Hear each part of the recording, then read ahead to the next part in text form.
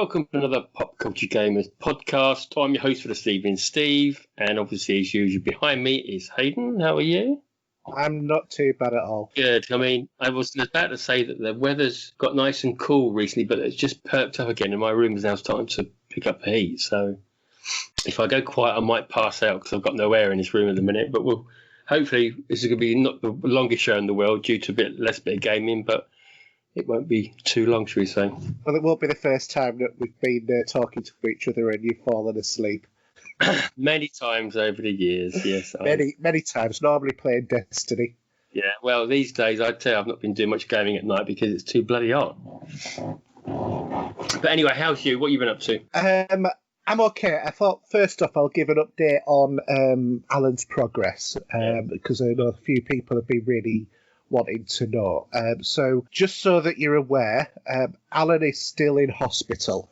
He's had a problem with his eyes. He was losing vision. Not losing vision, but he was having blurred sight, and he was born with a condition to do with his eyes, which is he gets checked annually.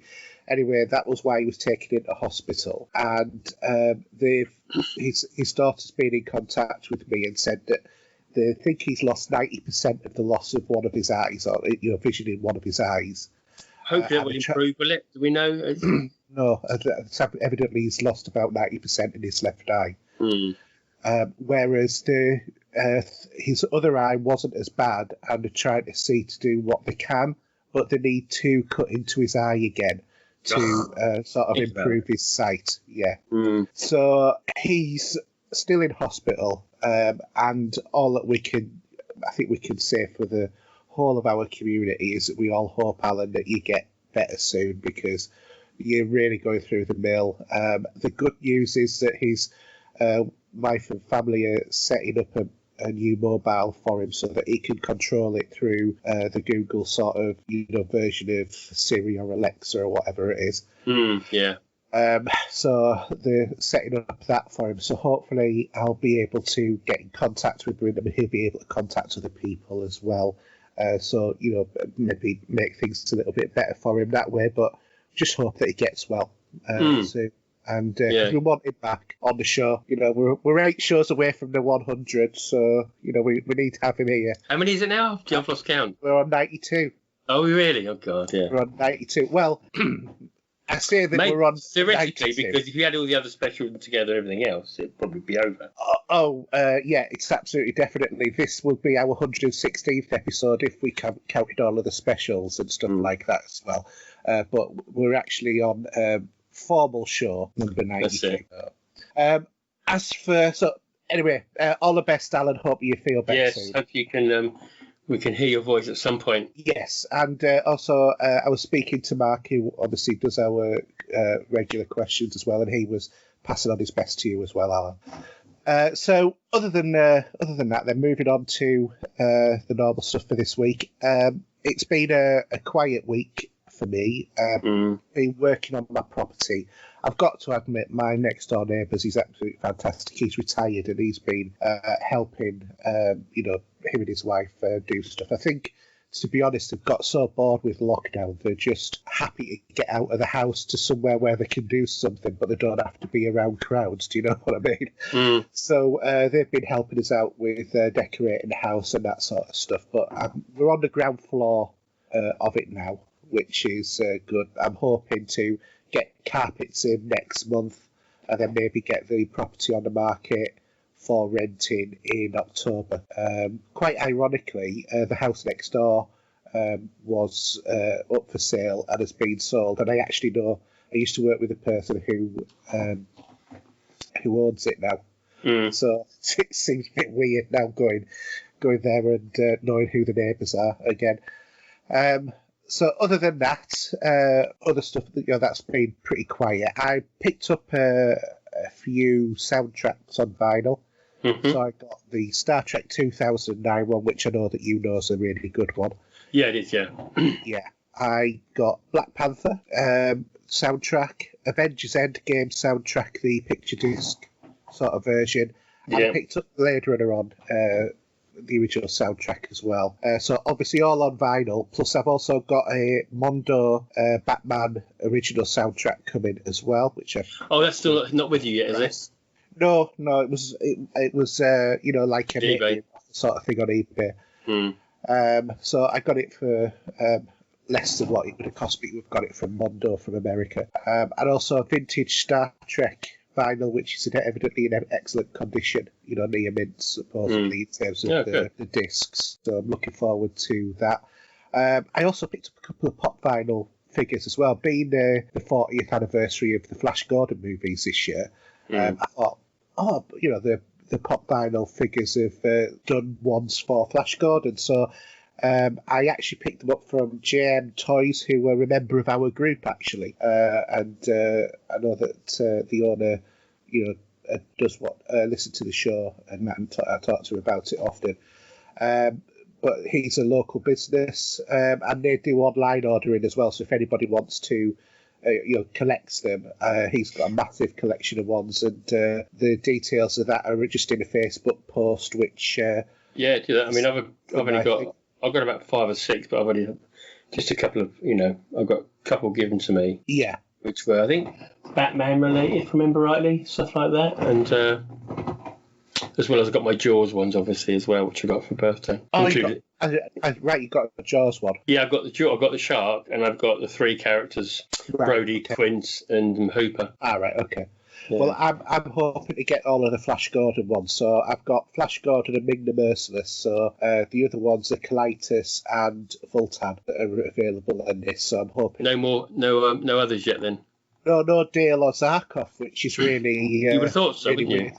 You would have done, yeah. I would have thought that, and also Baron as well. Baron. Yeah. I would have thought Timothy Dalton. Sorry, I'm just think for a minute. Yeah, I would have thought all of those would have been the obvious ones to do, but they've already done the 4, so I'll pick those ones up just to, have it as a bit of a set, as it were. But but JM Toys, it's Jonathan Malcolm is actually the guy in our Facebook group who does it. So also thinking about Flash Gordon, I have been sorry, but I just know what's coming. So yeah, I have to say. I think that Xavi are absolutely pathetic. If you pre-order something, what is your standard expectation of a pre-order? Release day, at least? Yeah, it's delivered to you on the day of release, at the latest, yeah? If not, maybe, if it's on a Monday, it's been released maybe on Friday or the Saturday before. Well, I have had a continuous thing of I purchased the Flash Gordon UHD Collector's Edition, which is the biggest one that they do. The 5 disc which has, I think, 1 disc is the soundtrack as well, if I remember rightly. One disc the soundtrack. There's also the Life After Flash documentary and all of that sort of stuff as well. So there's loads of it in this Collector's Edition, and I booked this months ago. It's not like I booked it, on Saturday and expected Xavi to have it here on the Monday. And anyway, the day came and went. This wasn't arrived. I checked my account and it said it was processing, which means that they haven't sent it out yet.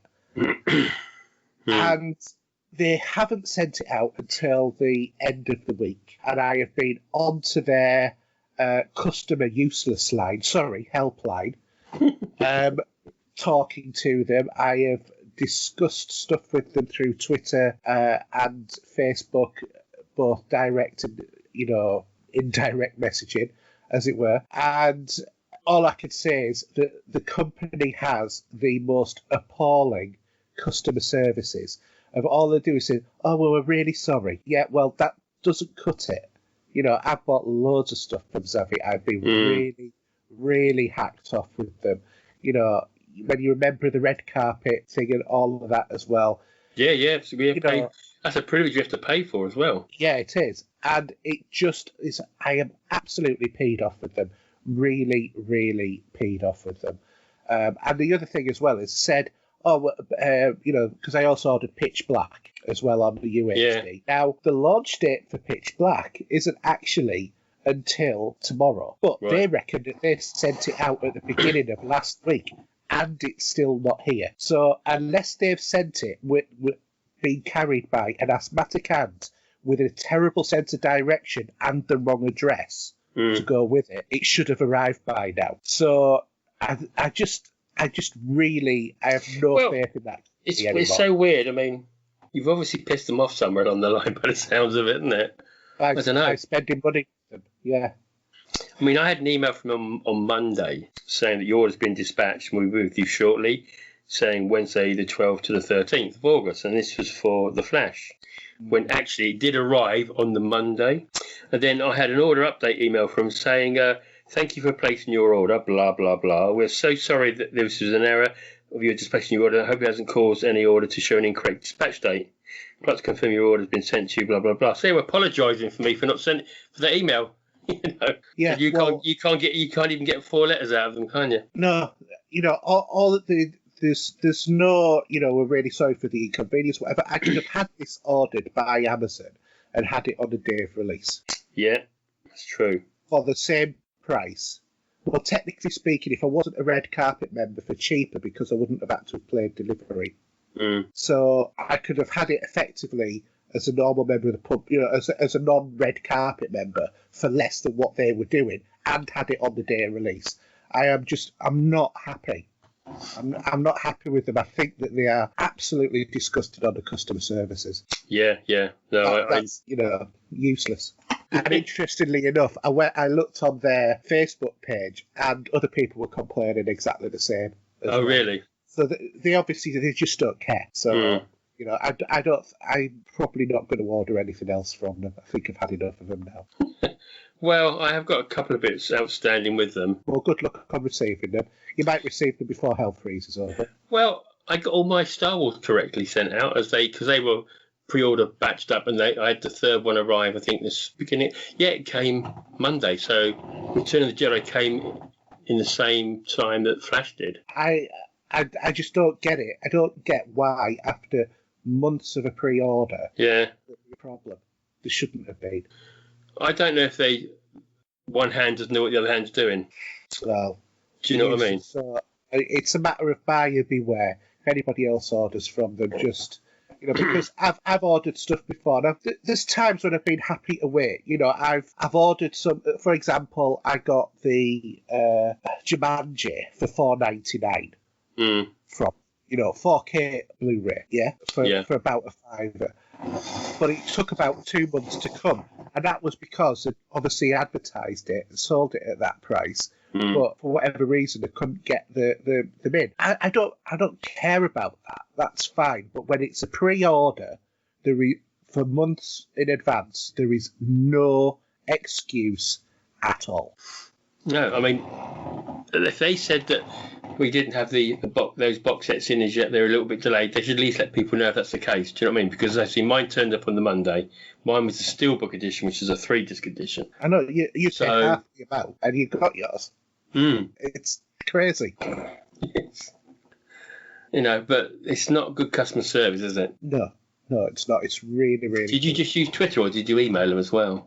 I used Twitter, I used their online portal, I used Facebook, and what got me was as well, I kept getting, it's like you'd message someone, or you get a response from someone saying, well, we've escalated it to our complaints team. And then I would have also put in the same thing through their online system or through Facebook, and the same person would then, even though that the names matched, would then turn around and say, can you tell me what your order number is? Can you tell me what your name is? Can you prove that, that you should be living in this country? Can you do, all of these blooming stupid questions that they make you go through? And every time, and then if you didn't answer the way that they did like I've already done this on this Facebook, on this Twitter account or whatever, why do I need to verify it again? They would then just turn around and ignore you. They would not respond. So I would then put very publicly, nice to see that,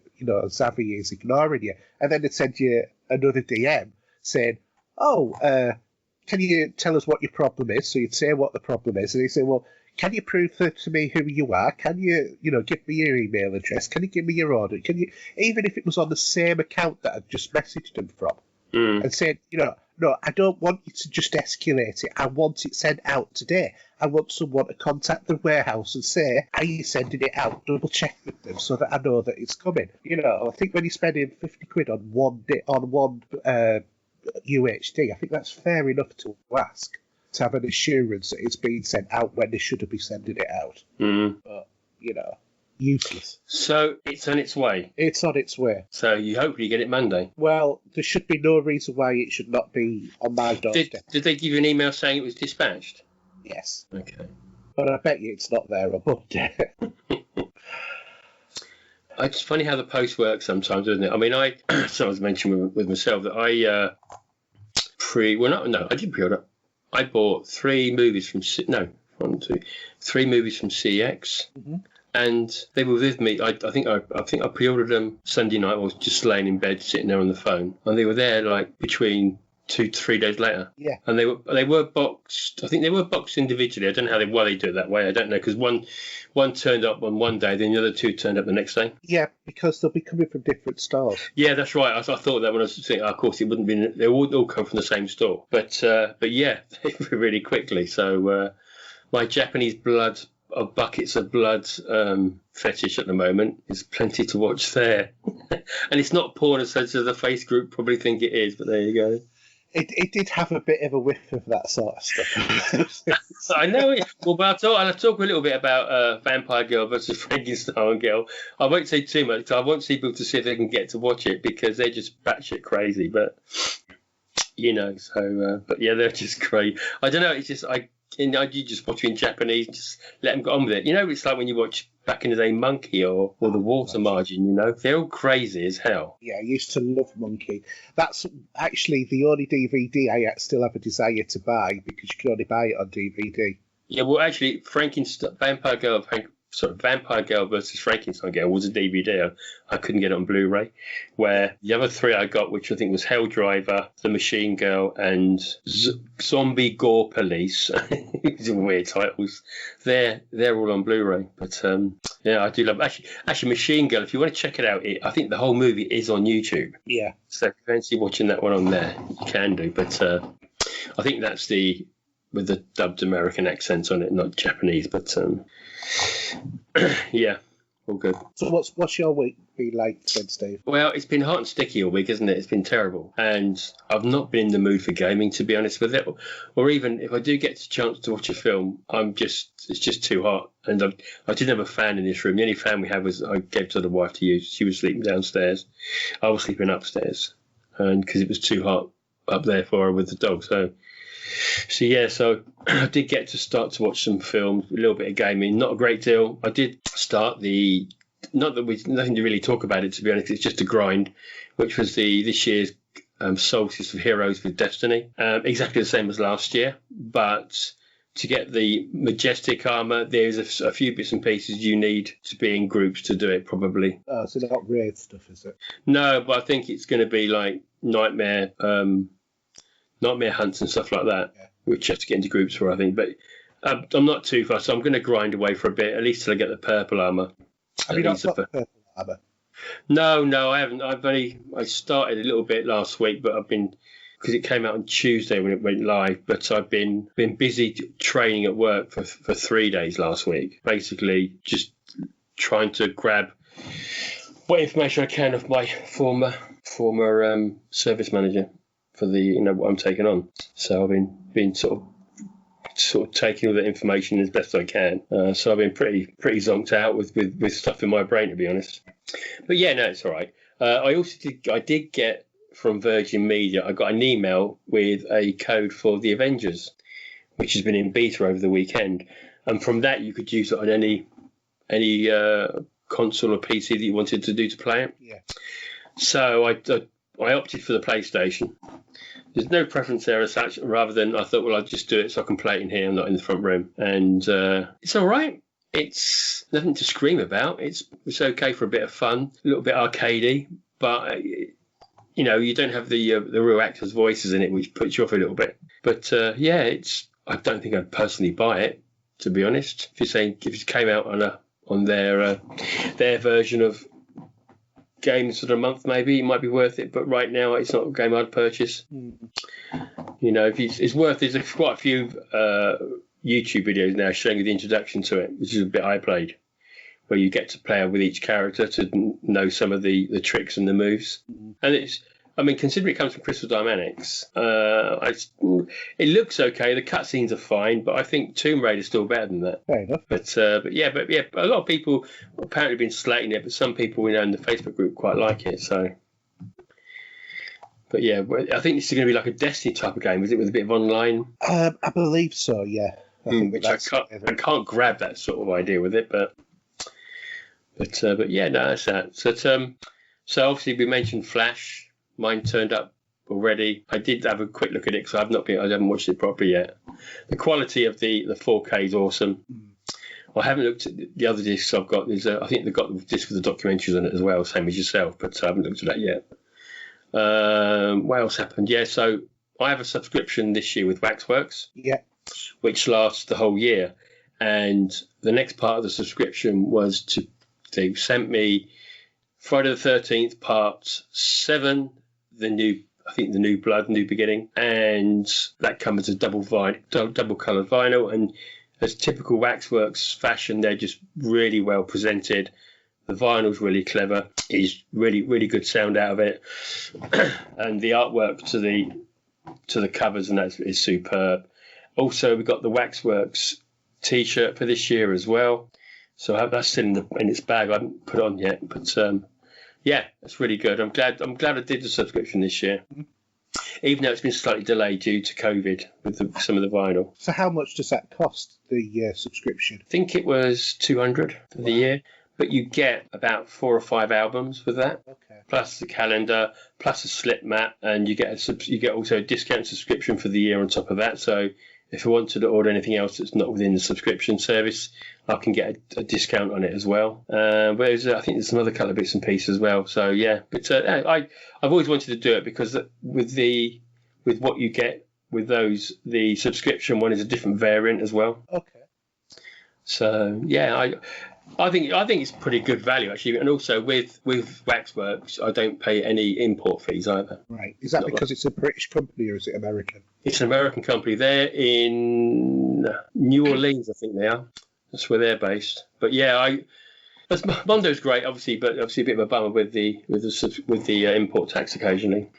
Also, the cost of their actual postage as well. It's what puts me off buying from Mondo, to be honest. Well, it depends on what sort of album it is and what package it's got with it, though. Because you can pick up, which I've actually pre-ordered it, just because my original copy is a bit thin now, to be honest, which is now this is not the soundtrack for Back to the Future, but this was the original soundtrack album that came out when the movie came out. Right. So you've got the Huey Lewis and the News tracks on there, and also you have some of the soundtrack as well with it as well, and that's a coloured vinyl with a lovely bit of artwork on it. So I've ordered that one.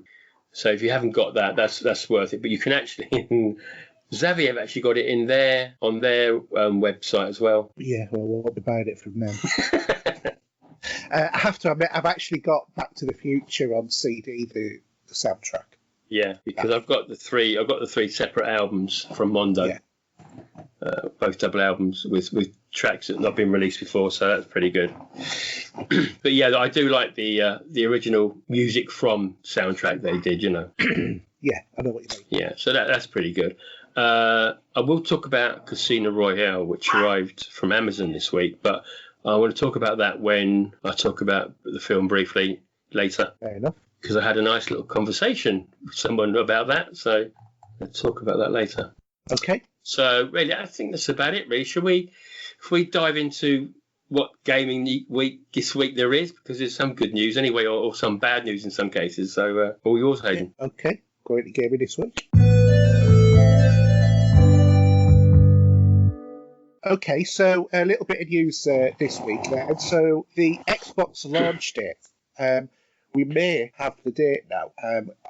I've heard rumours it's going to be confirmed at the end of this month in the next Xbox event, but a leaked Xbox Series X controller might have suggested that the release date for Microsoft's next-gen console is going to be November 6th. The Verge journalist Tom Warren had posted an image he'd obtained from a tipster that is said to be that the boxes of the new Series X controllers are having this not to be opened before 6th of November. That's right, yeah. Which might actually be the release date of the upcoming console. There's some speculation about whether or not that's the case or not, but given the recent confirmation this week that the Xbox Series X will be launched in November, it does seem like it's a strong possibility that it might be the 6th. Yeah, I was probably originally thinking maybe around the first 2 weeks of November, maybe up to about the 17th, which I think they've done that date before. Yes, I'd heard 16th or 17th was the other date that I'd heard. Yeah, but listen to everyone else. Yeah, it actually says it on the box, so I think that's a big giveaway, really, isn't it? Probably, yeah, probably. And also, it was talking about, wasn't someone talking about? Obviously, we got the smaller version of the Xbox Series X. Series S. Yes, yeah, which is codenamed Lockhart. Yeah, which has been effectively confirmed by that box as well. That's right, because I think the rumours are, isn't it, that the colour of the Lockhart, or Series S, is going to be white, so we'd be led to believe, but we'll see. Yeah, well, the images so far have all been white for it, I think. I don't know whether or not they're just a mock-up, because they look like a half-height Series X. Yeah. But who knows whether they are or not. Well, other than Microsoft, obviously. But the other story about that is it's indicated that the Lockhart will be the all-digital version, so there won't be a drive on it. No, it gives people that option, doesn't it? It does. So if you're like one of the PlayStation side, but on Xbox, where you're looking forward to the all-digital platform, the Lockhart might be how you want to go. But you've also got to consider as well is I believe that the Lockhart is only actually really optimised for HD graphics rather than 4K. It will be underpowered considerably to the... Yeah, so I think effectively what they're doing is rebadging the X, as in the Xbox One X. Possibly, because they have now taken that off the market now. They have. I think that they're reboxing it and giving it ray tracing, and that will be the Lockhart, but obviously there'll be no drive on it either. So, yeah, we'll have to wait and see. Thinking of controllers, by the way, new images have suggested that the PS5 controller might have a longer battery life. Way! Or at least in comparison to its predecessor. And this is where the news starts to now suddenly nosedive down, because it suggested that the extra power will last up to an extra 50% longer, because the battery is 1,560 milliamps, which is about 50% longer than the DualShock 4. So the Reddit sort of side of things has been suggesting that the batteries are going to last 3 to 4 hours. So that means you're going to get a whopping 11 hours out of your DualSense controller, which is pathetic considering that a Xbox One controller will last for 14 hours on a pair of AAs or on the optional Microsoft Recharge. And the Xbox One X Elite Series 2 lasts for 40 hours. Do you think they must use cheap batteries in there or something? Because no one knows what's in there because it's a sealed unit, isn't it? Yeah, it is. They're just quite, I think, the generic batteries from what I've sort of seen, because obviously you can pop open your controller and put in like a 2,000 milliamp battery in there if you want to. Does that... you buy those online. But don't...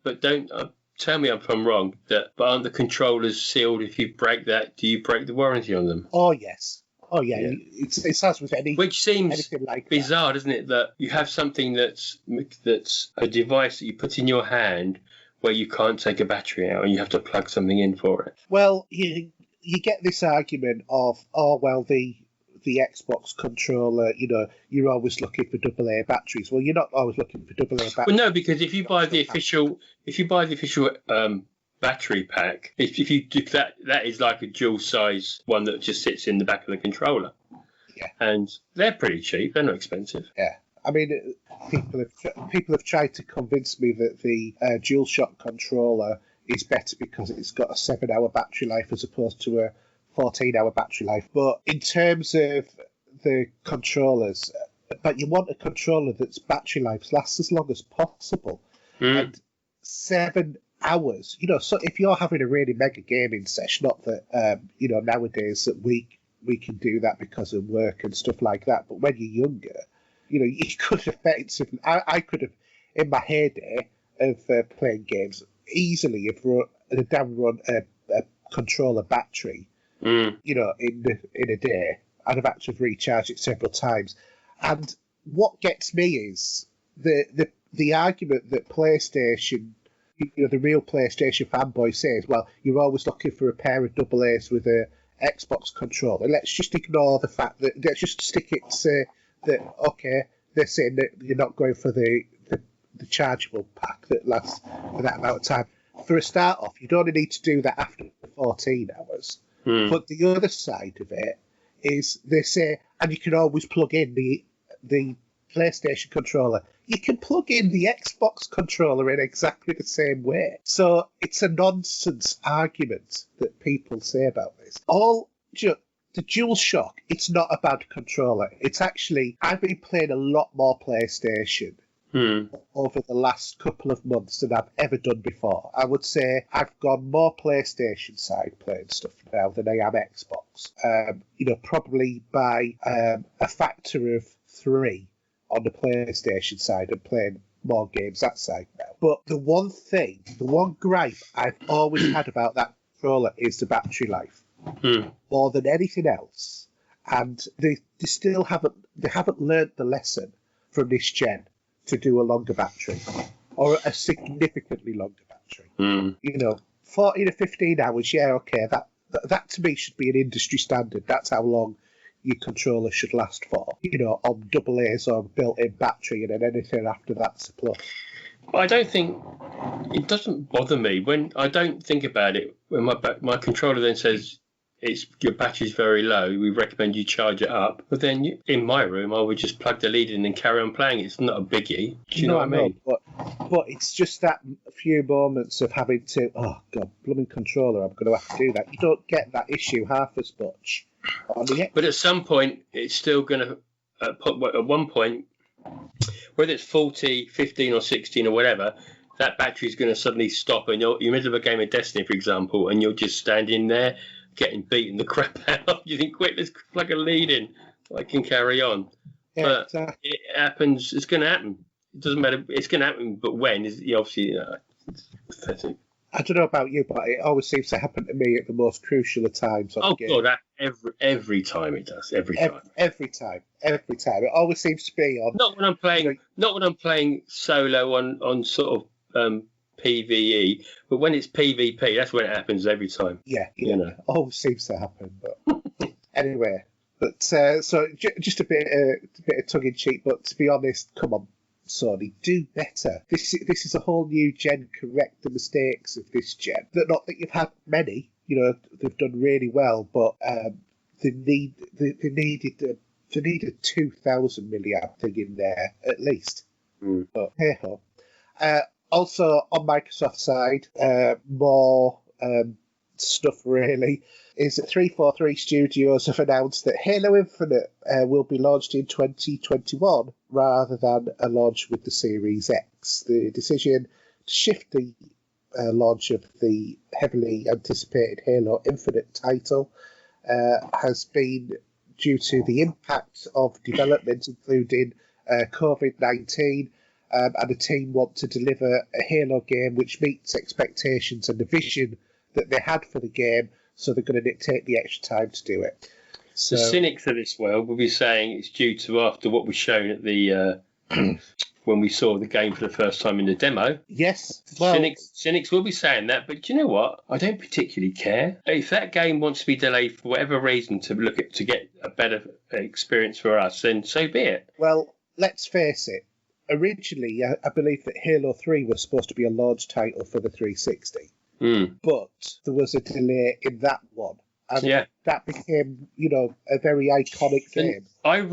Ironically, the Halo anniversary as such, I'm not sure how many years it is. It's going to be ending in a 0, I think, is next year. So that would seem fitting that it would be released on Halo's anniversary. Yeah, and the other thing as well is plenty of games get delayed. I mean, look at the long development cycle that Ghost of Tsushima has taken. Look at every Rockstar game that ever come out.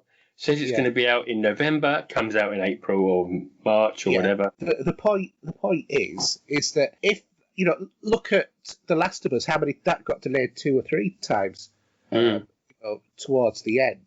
What a fantastic game that was. So I have no problem with them saying it's going to, do you know what? We thought it was going to take us 5 years to do it. It's going to take us 5 years and 8 months. Fine. Take the 8 months and do it. Don't release a game like Batman Arkham Knight where you end up having to go back and patch it and patch it and patch it and patch it just to get the blubber thing to work. Or like Assassin's Creed Unity. You look at Assassin's Creed Unity now, you play that. That is a hell of a good game. But when it was launched, it was terrible because of all of the problems. Look at right now, there's a lot of people complaining about Horizon Zero Dawn on the PC release because of all of the glitches. You've got some people who have high-end equipment who are on, 2080 Titans or whatever, who are not having problems. But then another person who's got a 2080 Titan is saying, well, actually, I do have problems. So it's not even logical in terms of it's the lower specs or whatever. It's mixture all right throughout the whole spectrum of PC owners. So there's obviously a problem with some of the code in that game that they're going to have to patch over time. I would much rather that be delayed and launched working 100% personally. Absolutely. I think we're going to have enough games to play to think about one less. We're going to have Cyberpunk, which is going to be one of the biggest games coming out at that time. So that you will want the time to probably play that game if that's what you're going to dive into, let alone Halo on top of that. Well, I'm also going to have a new console to pay for, so to be honest, well, not that I would have had to have paid for Halo Infinite because I would have it on Game Pass. Dream Pass, that's Dream Pass. Where you that was a Freudian games? Slip, wasn't it? Game Pass Ultimate. Do you know, I would have had it. Do you know what I'd like to see Microsoft do for us if they could? A few exclusives.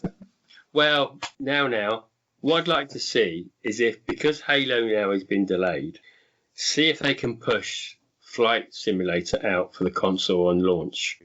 It's not. We don't know when it's coming yet. Obviously, we're going to talk about that briefly in a second in releases for PC, but it would be nice to see that out, I think, personally. That's my thought. Yes. And that might make up all the difference because you can see some footage now. There's a few people playing it in beta or whatever, and then it looks gorgeous. It really does. It is a beautiful looking game. But that's yeah. PC at the moment. It is, that's on PC, But should we do the new releases? Yeah. I'll let you do them because there's so many. Right, okay. Hold on for your hats then, guys. So, we have 2. We have Microsoft Flight Simulator for PC on the 18th of the 8th. On the 21st of the 8th, something I'm looking forward to is PGA Tour 2K21 on all formats from 2K. It's been a while since we've had a golf game. Yeah, after Rory. Oh, Rory, yeah. To be fair, we had some fun nights with that. Yeah, and I think since then, any other game I've played is on the PlayStation, which was a bit arcadey, the other type of game. But this one, I've been watching this on Twitter as they bring up the videos, and it looks all right from what I can see so far. I'm sure that there'll be some people who will say, oh, it was that to blame with it, that explains, but it was because of Rory PGA game that I ended up podcasting, if you remember. Oh, was it really? It was, because it was when we had that conversation when the 4 of us were all playing that night. Oh, And yeah. you were I remember. moving and going on Yeah. holiday or something and all of that. Yeah, those were the days. God, yeah, yeah, yeah. Okay, do you want to do the subscriptions for us? All right, so not much out really, but if you're a subscriber to Twitch, which I believe has now been renamed to Amazon something or other, I can't remember what it is. It's not Amazon Twitch, but they announced a different name for it, but then they're still not using it, which is what I can't quite understand really. Mm. Oops.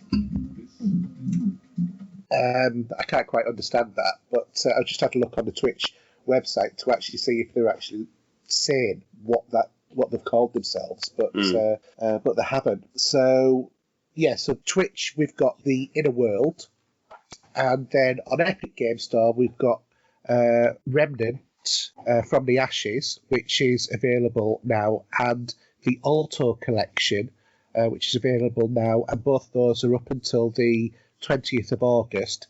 And then after the 20th of August to the 27th, we've got Enter the Gungeon and God's Trigger. So I don't know. I played Remnant from the Ashes a little bit. I wasn't particularly that struck on it. Impressed, no? No. It did float my boat, but I didn't give it long, to be fair. I might go back to it and have a look. And I've heard of Enter the Gungeon. I've never actually played it. Okay. Okay, let's move on then for a little section called Gaming This Week, which will be very tiny and very quick. And if you turn the sound down and turn it up again, you might miss it. Yeah. So, what you've been playing Destiny then? So, yep, I didn't start that though till maybe a day or two ago. Right. With Sources of Heroes. This came in, I suppose, as an extra due to the delays and revamping of our the timeline leading up to the Beyond Light in November. And yeah, it's exactly what it says on the tin. It's the same as last year, but it is a grind. I still like playing it. It's unfortunately some of the tail end of the armor. You'll need to do certain things which before weren't too bad with the last one, because I've still got the armor in my vault for the last set. Yeah. And with the sunsetting of armor and weapons as it's going to be going on from November, this armor will be allowed to be used for about a year anyway. So is it worth it? That's the thought about it. Well, that's the question with all of these armors, isn't it? Because you end up moving on very quickly. And I thought that the way that they were setting it up now is, if you're on season 1, then the season 1 will work with season 2. But once you get to season 3, you don't want to be using season 1 armor anymore because it won't go up high enough or something. I thought they were putting it. Yeah, there's going to be caps for armor anyway. But obviously some of the older armor does drop now, but it will drop with the idea of using the mods in the new setup as well. Yeah. So if you pick something up, you could actually, if you got it, you want to double check what you got in the vault and swap it out and delete the other one if you want to keep something. But it's like, well, all the different armor we get for Iron Banana, for example, you can't buy those ones back. So once you've got them, you don't really want to throw them away. I don't. I just bank them and put them in the vault. See, I'm not really that bothered about them, to be honest. I just, if one's no longer any good. Yeah, I don't know. I just can't take myself to do it. Now, there's probably some of the guns I could take out of my vault, which I can buy back anyway. But I'd like Bungie to, at one point, give us something so we know a quick glance of what that weapon will be and whether or not what you can do with it. Would be nice, but yeah, I mean, and a bigger vault space as well on top of that. Yeah, well, I've got over 400 items in my vault. I think one thing that kind of annoys me a little bit is you can't, once you've deleted a Sparrow, you can't get them back unless you find them again. Yes, which is all right. I don't mind that. I mean, that's never an issue for currency. No, it's not. But I just think it's a bit of a stupid thing, because if you've earned it, you should be able to just get back any piece of armor by, reacquiring it by going into your armory and then spending shards or whatever to get it back. Yeah. But I mean, I only ever use a quick summon Sparrows anyway, because I'm not bothered about what all the other ones can do. I just want it to go, as soon as I press tab and hold E, that I effectively start driving away straight away. Well, I don't mind. Some of them look pretty cool, and sometimes I like a change. Not that you use them that often anyway. And the same with the ships. They're pretty much disposable because they aren't really used. They're just aesthetically seen in loading screens. Yeah. And that's it, end of the day, isn't it? So, but yeah, I'm not going to pick on Destiny today. It's just the way it works sometimes. But I say there's a lot of changes to come, and we'll wait and see what happens in November. Do you think it's a bit of a waste opportunity, though, with the Sparrows and the ships? Well, I would have loved to have seen Sparrow Racing back. Yes. I think that was a great bit of fun, that. Yeah, well, they've done it a couple of times. And also, not that it's an issue for me, but for some other people, if you were chasing stuff where you had to get, wins on the Crucible, that fed into all of them as well, didn't it? If you remember, things like the what was the gun? The one that I always used to shoot the hand cannon. Can't think off the top of my head, to be honest. Oh, shot the green shot. Oh, Thorn, that was it.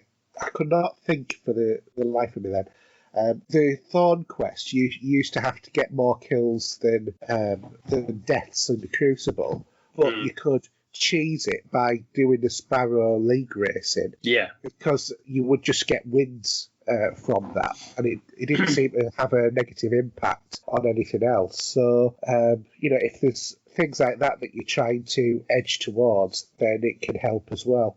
Oh, every time. It cuts out some of that grind as well. I mean, unfortunately, what Solstice for Heroes is doing is pulling me away from what I should be doing with my dailies and everything else. Because I've been up in that level over the Drifter with the currency there that we've been using in this season. Yeah. And I don't even know actually what part of it I'm in now. The season of arrivals. I mean, I've clocked 100 now on the season. That bit's done, and just obviously you can carry on doing that anyway. Yeah. But I can't think what level I am with the season in the currency that we're using at the moment. Right. But yeah, I just enjoy it. But I think I need to catch up because there's only 4 weeks left for the whole season. I think so, yeah. So what are they doing in between the delayed launch? I think what's going to happen is we're going to get to a point where there's going to be something serious with the story that's going to then lead into November. Right. Because we're going to have possibly, I think we're going to have an evacuation on the planets. Because I think obviously when we lose Titan, for example, you're going to lose the vendors in Titan. So we're going to see some of the stories going to change, possibly with the Great Evacuations going to be going on at the same time while everything going to happen to these planets. Yeah. So, yeah, we'll see on that. Yeah, well, in terms of the season at the moment, I've got the first set of purple armour. I only started it a couple of days ago. It's dead easy to do. Yeah. See, when you first start your character, you only get the helmet, and then you go to the Earth Aerial Zone, or the EAZ as they call it, and then you do one round of that, and then you go back to the woman in the tower. I've forgotten what her name is. Eva Levante, is it? Yeah, and then you go do a meditation, and then they give you the Yeah. But it only sets your light level at 1020, which is great if you've got low level characters. And then you can't update that light level armor. But what each one of the armor sets does is has 3 objectives for you to be able to do. That's right. One question for you quickly, just so I thought about it. Once you've got one piece of the armor maxed out and done all the objectives, you have to do it all. So you have to do every piece first. That's right. That's fine. That's right. Yeah, you can't do it piecemeal so that you get like a legendary helmet and you've still got blue boots. So you can't do it that way. You've got all of your armor gets updated all at once. Yeah. Once you've achieved all of the objectives. But just be smart about the way that you're doing it. Probably about 2 or 3 rounds of the EAZ, and you'll get all of the EAZ stuff that you want. You'll either need to do a bit of Gambit, or preferably, I would say, do Crucible, which is what I did, to get the Crucible or Gambit stuff that's that's in there. That took me about 3 games. Okay. Get everything that I needed to update for that, and then there was a glitch in it at the moment. So it says you have to do like I think 5 strikes. You actually only have to do 2 because they're counting each player as contributing towards the strike count. Right. So you only actually have to do 2. And while I was there, myself and the rest of the strike team all did a heroic public event, because as we were going through Nessus, there was that one where the Vex are, attacking outside of the spaceship, and that counted 3 as well. So, I got that all in one go, so that you can do stuff sort of like concurrently while you're going along. You also get all of the individual quests as well for, like you do with all of the other vendors that you can go to, or bounties rather, so that you can go and do all of those. So yeah, it's dead easy to do.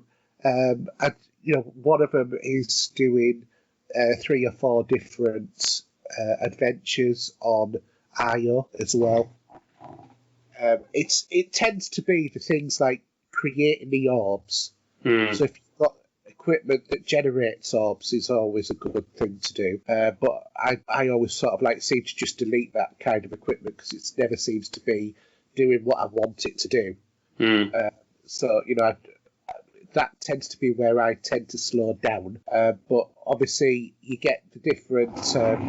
You not only get the normal battle orbs, you also get the shooting orbs. So you need to, put weapons on that will, or use your secondary weapons, and your heavy weapons to be doing kills, and then go and pick up the orbs that are generated from each of the aliens that you kill, or combatants that you kill, because they'll explode and kick out some if you've killed them with that sort of type of weapon. If you do it with kinetic weapon, they won't do it, but they do if you do have the energy, and then that tops that up.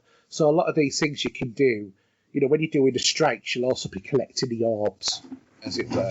Yeah. You can also connect the grenade kills, that sort of stuff. So, you're doubling up in terms. It's like if you've been really, really super efficient in terms of your bounties that you would get from the tower, that if you manage to get ones that all line up quite nicely, so that you can have, get 50 arc kills, and also get, 50 arc kills from weapons, well, both of those will count towards the same thing. You double count, So it's just a matter of being efficient everywhere you go. There's only a couple of ones where you've actually got to go and look out for other stuff. Yeah, it's more of a grind at the second level, because rather than 300 or 400, you've got 1,000 or 2,000.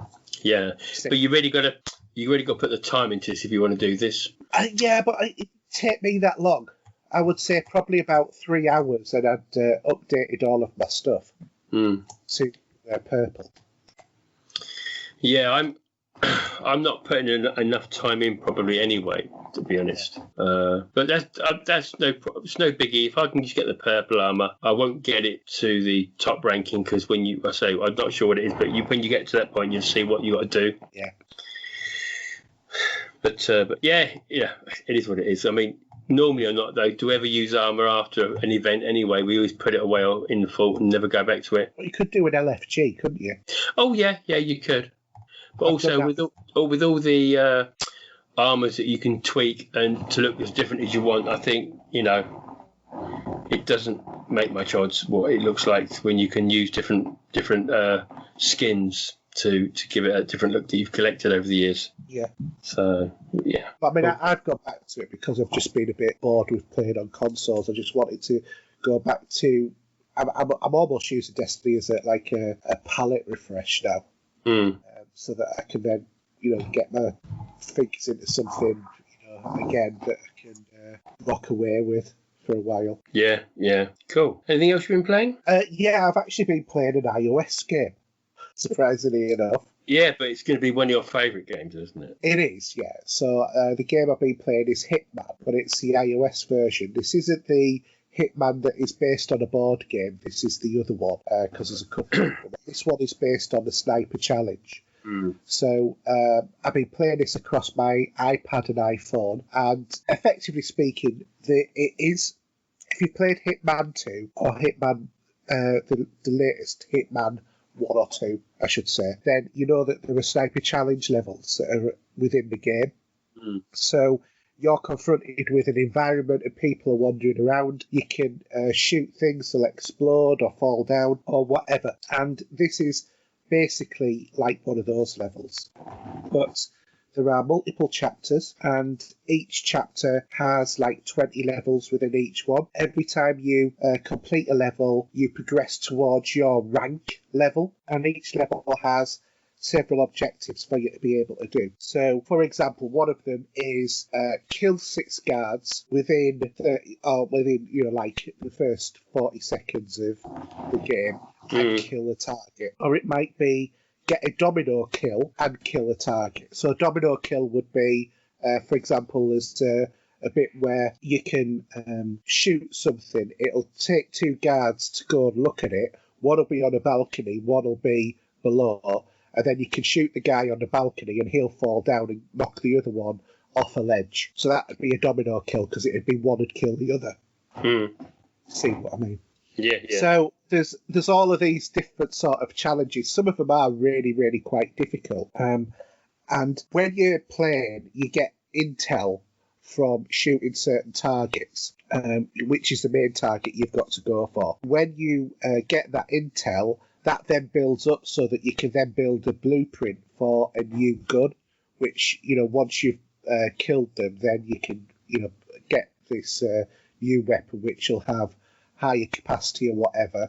And you can also upgrade the guns that you've got as well by the cash that you get from the kills. You can use that to, buy upgrades for your weapons. You don't choose what upgrades, it just happens. It upgrades all of the and then each of the weapons has like bonuses and stuff like that. There is paid for content in there, because you can buy certain guns which will give you advantages straight away and get more cash so that you can upgrade your weapons. There are weapons, when you upgrade them, they're at sort of like about 5 to 8 levels for upgrades, and then you get mastery levels where the cost of the upgrades goes up really significantly. To the point of you'd have to do like 2 or 3 chapters to be able to upgrade the weapon by 1 level, sort of thing. So that's really where it's sort of trying to force you down that line of buying stuff. But you don't need to do that. No. Obviously, it just makes the game harder for you to be able to shoot everyone. But there is things like, there is armor-piercing weapons, there's explosive rounds, there are certain guns that will give you, they call it X-ray, but it's more like heat vision, so that you can actually see people who are within buildings, behind walls, stuff like that.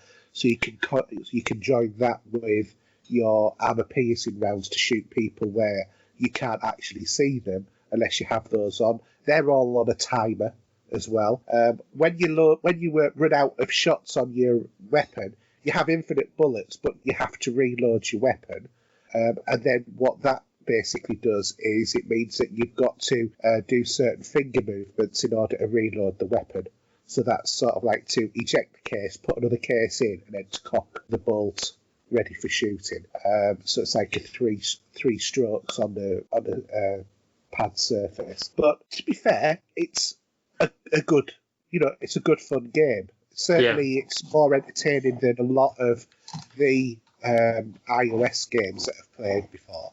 And the controls can sometimes feel a little bit clumsy because you're all fingers and thumbs, and there's nothing worse than if you touch the screen in the wrong way when you're trying to do, a zoom in, and you press the screen by accident in the wrong way, and then it does a shot instead of zoom in, and then it alerts the guard.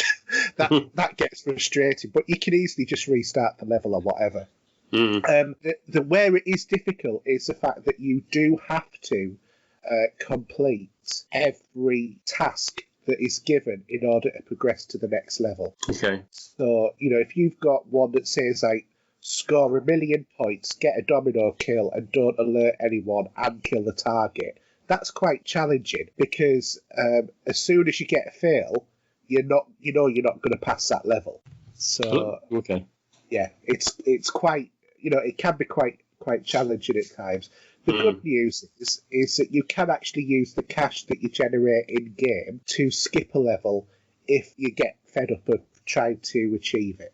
So if it's too tough and a bit taxing. Yeah, if one you're just not enjoying it, just thinking, no, I just don't know how to do this, I don't want to do it, or it's playing part of the game in a way that you just don't enjoy, you can skip that level. Okay, cool. But it will cost you, $15,000, $20,000, whatever, in order to skip the level. Yeah. And you don't get a chance to go back to it later. There is another mode which is like a zombie mode, so you're effectively being cover for a guy who's in a van and doing something in this van, but the van keeps breaking down, and zombies will start to come at him, and then the further in the levels that you get, the more advanced the zombies get, the quicker that they move, the more stronger that they are. It'll take a lot more shots, or it'll take explosive rounds or whatever in order to kill them. And then there's also things like golden zombies and stuff like that in there as well. But I don't think that you can actually change the weapons from one game to the other. I think that they sort of like operate as distinct and different. I would say that my main issue with this game is I'm on chapter 3 and I'm still on the same level that I was on chapter 1, same screen. Do you know what I mean? So I would have liked to have been at a different location where the guards are in different places and all of that sort of stuff, because sometimes it does feel like a bit of rinse and repeat doing the same sort of kills. Because once you've learnt the patterns, you've learnt the patterns, as it were. So, I could do a domino kill at that point, or, I can shoot that control panel, that'll get those two guards to come there, I can then shoot it again and the fan will blow them off the ledge and all of that sort of stuff. So, but it's free. It's certainly worth a try if you're a bit of a fan of Sniper. Do you think if you're a fan, you're going to like it? If you're not so, then mobile game might not float your boat for it or something? Yeah, I would say so. I think if you like Hitman, it's worth a look. If you're not a big fan of Hitman or the Sniper Challenge part of it, I would just steer clear. Yeah. Oh, cool. Okay, I'm not going to talk about Destiny. I'll just briefly, just a little snippet about Avengers, because I just got to start the game. So we're obviously hearing a lot of to and froing regarding this game. Some saying it's good, some saying it's bad. The demo starts off where you get to use each of the characters to get a feel of them. Yeah. And as I said earlier before, the cutscenes are pretty cool. We've got to admit, if you're a fan of the Avengers and the comic books, I think you're still going to like it. But it depends what type of game you are. It depends how long you want to play this for. Okay. But you start off, for example, so you start off with Thor and you're learning his moves. So you'd be able to, for example, from the air, you'd be able to just hit triangle and you'd come crashing down with your hammer and take all the animals within a blast radius. And you will use certain buttons to do certain movements, typical Batman style, if you know what I mean, with the characters. Once you got to grips with him, the cutscene will kick in again, and then from there onwards, you'll be Iron Man for a while. So you'll learn how to fly around there, use his specific moves as well, because what you're doing, you're crossing the San Francisco Bridge at this point in this part of it. After Iron Man, you get to play with, I think it's a Hulk. Now I think he was the most satisfying one to play with.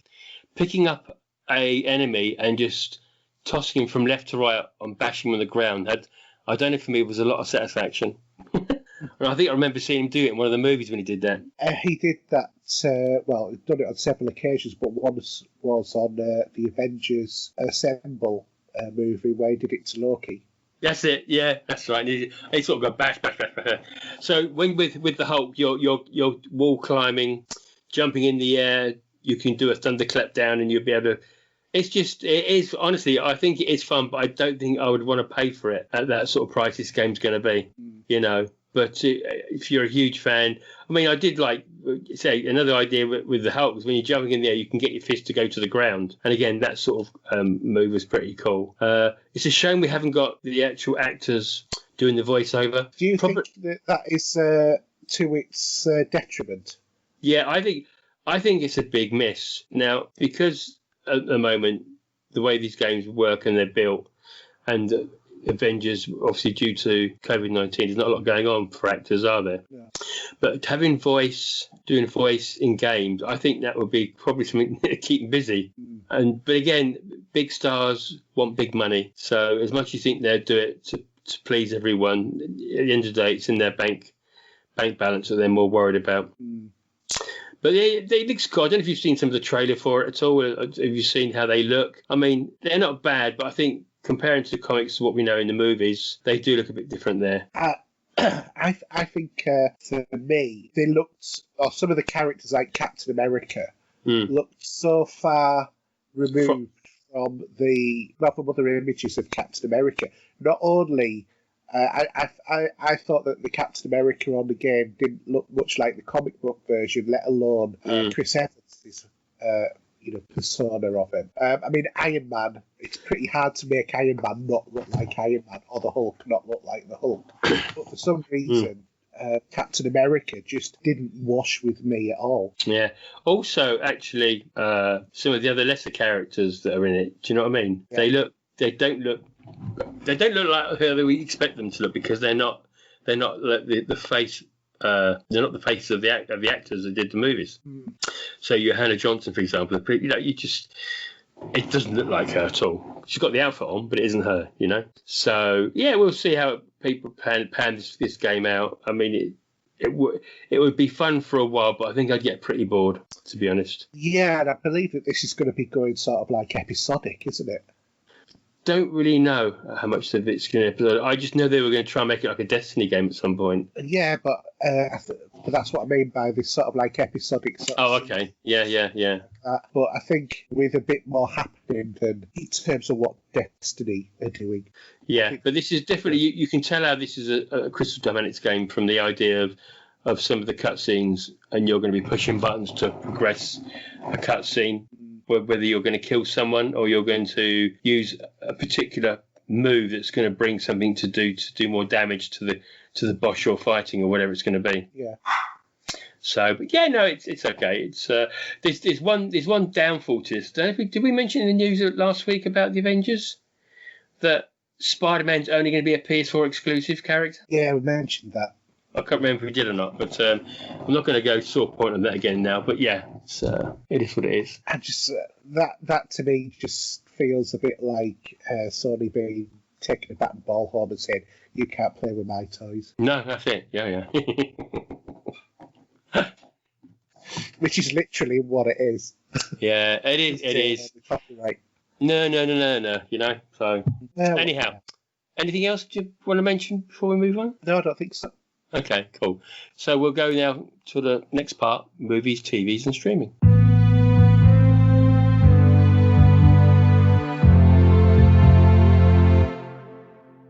Okay, so you've got a little bit of news here with a little bit of yes or no to the news, should we say, as a story? Well, it's kind of like a bit of a non-news, really, but there are conflicting stories about whether or not Section 31 is being cancelled.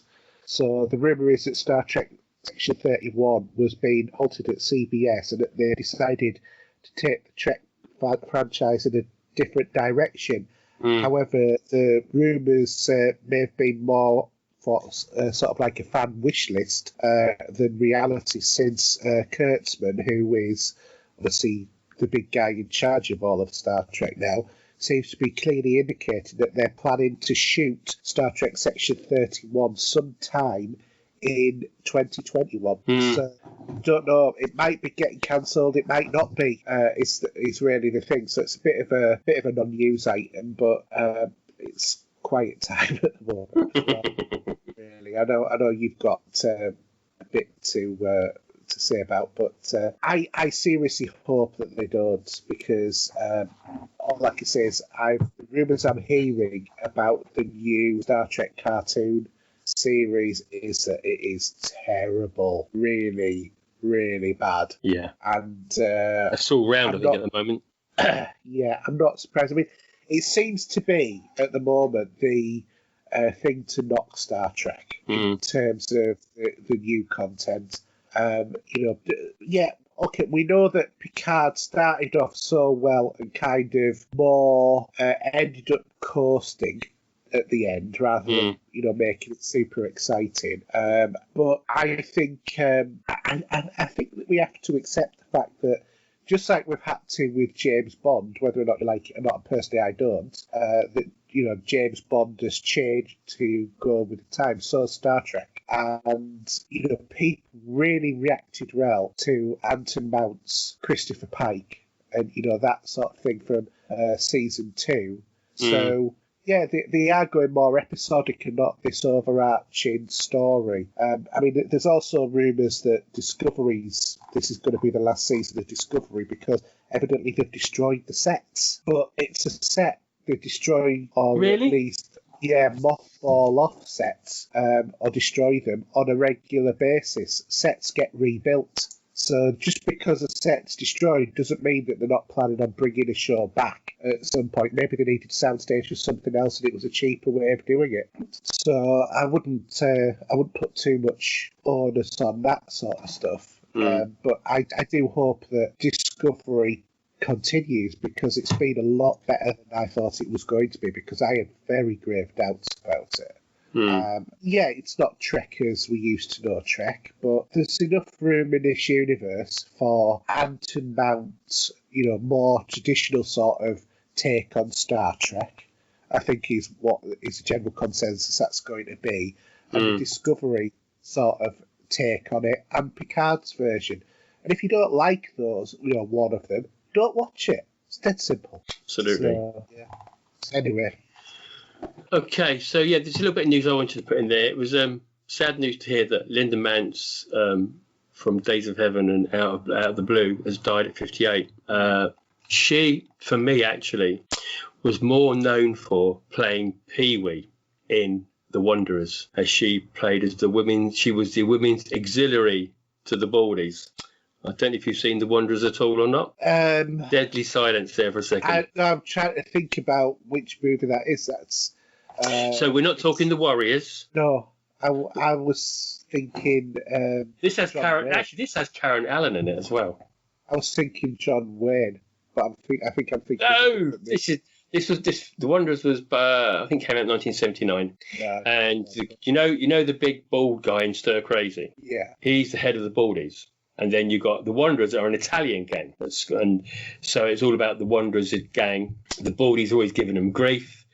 It's a good movie. I do like it. It does represent that era in American history pretty well, with the gangs and that. But yeah, real shame that she'd passed away. Her son Michael Guthrie started a GoFundMe fundraiser, which announced that she died after struggling with lung cancer and pneumonia. And she passed away on August the 15th. So real shame there. See, we see a lot of this now, don't we? Sort of clicking not far off my age. Do these people, it's. Well, Douglas Adams died at my age, so, and he died after being at the gym. So all I can say is going to the gym doesn't help you. No, that's right. Yeah, absolutely. Yeah. But real shame. Okay. So I'll do the releases. There's a stack of them here. Actually, there's only one. And actually, cinema release. A cinema release, whether it's video on demand, we don't know. Yeah. Now I'm going to pronounce it Socrates, because Socrates was a character in Bill and Ted's Excellent Adventure. Yeah, but that's what it is. That's out 21st of August. Anyway, so.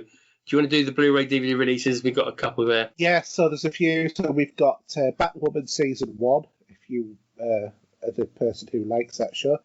Deathstroke Knights and Dragons, which is Blu-ray DVD. There is the Pitch Black UHD Collector's Edition 4K Blu-ray, or the Pitch Black Blu-ray Collector's Edition. There's Spartacus 4K 60th Anniversary. There is The Man Who Laughs, which is a Masters of Cinema one, which I thought this would be one that you'd be interested in, Steve, because this is one from the director Paul Lenny, cinematographer Gilbert Warrington from the horror hit that they had the previous year, the Cat and the Canary, and both of those films are considered to be amongst is this earliest legendary horror classics. This is from 1928, if we're led to believe. Something like that, or 24 it might have been. Yeah, I'm looking here. Man Who Laughs from 1928. Yeah. American silent romantic drama film by the German expressionist filmmaker Paul Lenny. There you go. Interesting, yeah. Yeah, indeed. I thought that you would... he looks a bit creepy, actually, the guy in it, if you look at the pictures. He looks almost like the Joker sort of thing, you know? He does. And then there's another one in there. I haven't highlighted it, but also The Last House on the Left, because this was the directorial debut of Wes Craven. I have the Arrow version of this. Yeah. So I've got the box set of this one. Yeah. It's, it's how do I put this? Watch it at your peril, I think. Right, okay. Prepare to be shocked, I think is the word I may even use. Yeah, because when I saw the list, I thought those two seemed a little bit sort of kind of like vague titles. I thought, I bet that there's something like an Arrow Horror or something like that. And I had a look. Yeah, they were. And I thought, oh, I know who will like these ones. Yeah, because I've got it in the box, and you get a book with it as well, and it's the extreme probably version of whatever it came out, you know. Yeah, fair enough. But that was the last one is, sorry, go on. I was just saying, because that Last House on the Left was from 1972. Yes. I was one. Oh, dear me. I didn't even want to say that, really. Well, you'd be, what, 7? 6. Yeah. There we go. And then the last one was Who Done It, which is Benny Hill. Yeah, which... It's funny how that really took on in America. I never understood that. Yeah. For some things... supposed to be a saucy comedy. I've never seen it personally. Now, I don't know. It's not based on the TV show, then, is it? No, it's not. Because obviously the TV show was a big hit across the water. Now, actually, this film, Benny Hill and Belinda Lee. Okay, this came out in 1956. Yeah. So yeah, this is well early stuff for him. Oh yeah, it's very, very, very early Benny Hill. It was, in fact, I think it was his debut screening, if I remember rightly. Possibly, yeah. I'm trying to. And one of the last ever Ealing comedies ever made. Yeah, I still think though, yeah, because he did do. I don't know which one. No, I'm getting confused with Norman Wisdom now, which I won't go into now because he's a big favourite of mine. The Great Shark. When he's the milkman. No, digress. When he's the milkman, that is just, and he's taking on the big corporate. Yeah. Because they tried to they had these apples that were poisoned to a certain degree with drugs and such, and they were sitting there munching in having one each while they're having after their dinner and that, and they're all getting all sort of drugged up to the eyeballs. It's hilarious. I loved it. Yeah, I loved that comedy as well. It's great. Yeah. Okay, so I'll tell you what, as you've got the mini version of the film charts, which you've got so tiny I can't read them, I will do the Blu-ray chart, so far away. Okay. So the cinema charts, at number 5, we have Star Wars Episode 5, The Empire Strikes Back. At number 4, we have An American Pickle. At number 3, 100% Wolf. At number 2, Onward. And at number 1, Unhinged. Cool. So the Blu-ray DVD chart, a re-entry at 5 with The Game. From 3 to 4, we've got The Trolls World Tour. Up from 7 to 3, we've got 1917. Down from 5 up to 2 again. Your favourite, The Birds of Prey. And I'm not even going to go into that. Well, yeah, it'd be up from 5 to 2, wouldn't it? Not up down. From 5 to 2, yeah. And then re-entry at number 1 is Star Wars Empire Strikes Back. Is that weird that It's at number 5 in the cinema charts and at number 1 in the Blu-ray charts. I don't know if because obviously I've got my Empire Strikes Back 4K Blu-ray 3 disc edition. Yeah. Maybe it's something to do with them, maybe, I don't know. And then give it a little time, then Jedi will be next, because that got released a little bit after, which I've obviously got now. Yeah, and these things are generally about a week out, so possibly. Yeah. Okay, so go to what we've been watching. Far away, Hayden, because I don't even know what you've got there. I'm trying to even read it, but... Okay, well, I've watched a new film that's on Netflix at the moment, which is called Project Power. Mm-hmm. So this is starring Jamie Foxx and Joseph Gordon-Levitt, and it's effectively speaking, it's a story about this pill that you can take which will give you a superhuman power for 5 minutes. What power you get is completely random down to you. As in, you can't control it. It just, goes off your DNA in terms of it and gives you a power. Yeah. That might be a really cool power, like being able to fly, or being super strong, or bulletproof, or it could be a power that is a power to blow yourself to bits. So it's a bit of Russian roulette taking this, but there's a company cartel sort of thing wanting to profit from this, which is giving away these to their dealers. And the story evolves around this black girl who is trying to raise money to sort of pay for her mother's hospital fees, because obviously setting up. And there are these two factions who are trying to stop it. First off, there's Jamie Foxx, and Jamie Foxx has a direct link to what is happening because he was on the initial trial for it, and he came away and other things happened in his life, and that's affected him, and now he's trying to shut this project down. And then on the other side is Joseph Gordon-Levitt, and he's trying to track who's supplying them down in order to stop cops being killed, because you'll get one person take a pill and they'll take out a whole precinct of police officers because they're unstoppable for 5 minutes, and that's all it takes, to kill everybody. So that's the basic story. There is corruption in the police force, and Jamie Foxx's character is labelled as a person who's supplying them to Joseph Gordon-Levitt, and he has to go and, he goes off to track him down. And, that's the story. I'm not going to go into any more than that because, obviously people might want to watch it, and I could tell you the whole story, but I don't want to do spoilers. And it's an interesting take on the superhero sort of genre, because it's turning it around on its head. It's making people into, who are heroes, or who are not heroes, in having these extraordinary powers. And, Joseph Gordon-Levitt's character, he does take the pill in order to, fight against the people who have got the powers, whereas Jamie Foxx doesn't take the pill for a specific reason, which you'll see when you watch it. And it's okay. It's the best that I can really say about it. I think it's a little bit too cliched in parts and a little bit too sort of pedestrian. They started off well with the premise, but it just didn't really feel to me like it lived up to what was there. There's this whole sort of like side story bit in terms of the girl character who's a supplier, who they both end up, she's working with Joseph, and Jamie's sort of like gets involved with her as well at a specific point.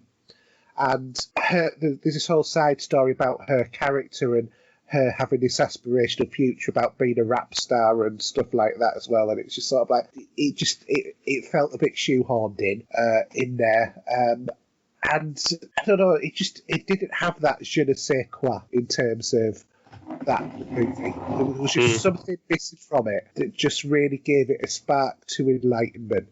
The ending I found to be tremendously predictable. Yeah. But having said that, though, it's not a bad watch. It's just, again, it's not gonna. It's gonna be one of those ones that you'll watch once and you'll probably never go back to. Okay. That's my view. Mm. So watch it if you want, if you're quite intrigued by the premise. So what about you looking at your not porn movies? Oh dear. Vampire Girl versus Frankenstein Girl.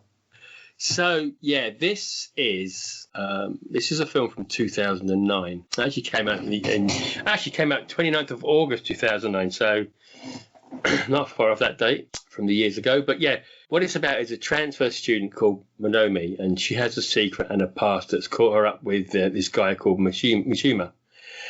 Deceiving him into eating a gift of chocolate, which is pumped. It's got like a liquid center in the chocolate, and that liquid center is actually blood. And she really fancies him, so she gives him this chocolate, and it starts to take him on the role to be turning into a vampire. And that's all I really want to say about the movie. Now, this is as wacky as Japanese movies go. You will see a Frankenstein girl is basically, it's easy to understand that this person, the way the movie goes, there's a person that's been put to bits and they put back together again for a fight with the vampire girl. Mm. And at one point, I'm telling you how wacky it gets, when she's trying to reach vampire girl during this sort of climatic scene near the end, she chops off one of her arm limbs is chopped off, and she puts a nail in her head and uses it as a propeller to go up to this tower to get to her. It is crazy as hell. I like the idea of the way Japanese have their blood squirting out of heads like fountains of blood. Limbs are flying off left, right, and centre. It's just great fun, and maybe not everybody's cup of tea. So yeah, the director of this obviously did. Another one I probably won't watch one a week actually, because I've got another 3 to watch. But yeah, it's very good fun. It's just typical batshit craziness from the Japanese. You know what they're like for anything really. Yeah. Whether it's a TV show or what, they have some weird ideas. I mean, there's some scenes in this where at the school there's a group of girls that they're entering a slashing the wrists contest. You know, I mean. In the Western world, this is thought out as being a cry for help, isn't it? Mm. But it's crazy. But I like to find different movies to watch and digest. And watching foreign movies, I do like the Japanese culture. And yeah, really good. I really enjoyed it. Yeah. So definitely check that out. I mean, I might try and watch Machine Girl this week leading up. And if anyone wants to watch it on YouTube and see what they think of it there, again, a woman with a machete machine gun attached to her arm. She's going around killing people on a revenge spree. So it's class. I love it. I really do. Anyhow, so went back to watching Bond this week. Actually, we were watching Bond this weekend. So the reason I went to watch Casino Royale last night was because I picked up the score for the first time being put onto vinyl from the company Music on Vinyl. And it came yesterday. I've been out of work all day yesterday on call-outs. And right at the end of the day, sort of late into the evening, is when I do get a few phone calls to deal with. But I thought, well, let me just stick this on because I'm going to have to be up to at least 1 a.m. So sat and watched Casino Royale. I mean, we've all seen it. I still think this is Daniel Craig's best Bond movie. I don't know what your thoughts are on that briefly. I'm going to say it's an enjoyable movie. I don't feel it feels, even though it's the first Bond book, I don't think it feels like a Bond movie to me. But I think that the one that I thought was his best one was actually the one everybody hates, which is Quantum of Solace. Which really is part 2 of this, isn't it? It is, yeah. Because it's Mr. Green, I think, at the end, who he shoots in the legs. Yeah. Mr. White, but there is a Mr. Green as well, isn't there? So it's like Cluedo, I think. Yeah. Excuse me. So, but there isn't a Colonel Mustard. No, there's not. No, there's definitely not. Now, the reason I just wanted to briefly mention this is because I picked up the soundtrack and I played that today. And from two albums in there, both blue vinyl. As I said, I've shown you this on Amazon, so you've seen it. Well, ironically, I've been thinking about buying this myself. Honestly, that snippet I played to you on Facebook. It's fantastic. Now, I decided to put this out on Twitter to a few Bond fans I know within the movie Twitter and stuff like that. And I tagged in David Arnold, who is the composer. And he come back to me and asked me what I thought of the album. And we had just a couple of to and fro regarding the pressing. And he was explaining as much as I understood as much as he does that the 180 gram pressing does give it a bit more life to it. As you're probably well aware now with all the 180 gram vinyls that you're picking up of late. Oh, yeah. Yeah. And I said to him, can I ask you a question? He went, yeah, sure. What is it? And I wanted to talk to him about, this film was, what I suppose we're going to call this like a reboot of Bond. I feel it was, yeah. Because he wasn't really 00 status, was he? No, but the whole thing was he wasn't a 00 at the beginning of the movie. He more had to build himself up to earn that when hired him. Really. Exactly. So I asked the question. I said, because this was like a reboot, I said, what was your thoughts on putting this together? Because I felt that we didn't have a gun barrel scene in the beginning as such, and there isn't a lot of Bond music, as much as there's little bits leading up to the very end of it. And I asked him about that, and he come back saying, well, obviously there's certain scenes where with his tuxedo coming to the Bahamas, you try to put a little pull on the tune a bit, if you know what I mean. We didn't want to give it yet because he's not James Bond yet, is he? Do you know what I mean? And obviously when it comes to the very end and he goes up to Mr. White, shoots him in the leg, and he says, who are you? I'm Bond, James Bond. And then that song really kicks. And he said to me that he gave his all in putting that composition of the Bond theme going forward. But I thought it was great for him to chat to me like that. I mean, yeah. David Arnold, he did Independence Day, for example. He also did Tomorrow Never Dies, which was his first foray into Bond, if I remember rightly. Yeah. And I think there's quite a few.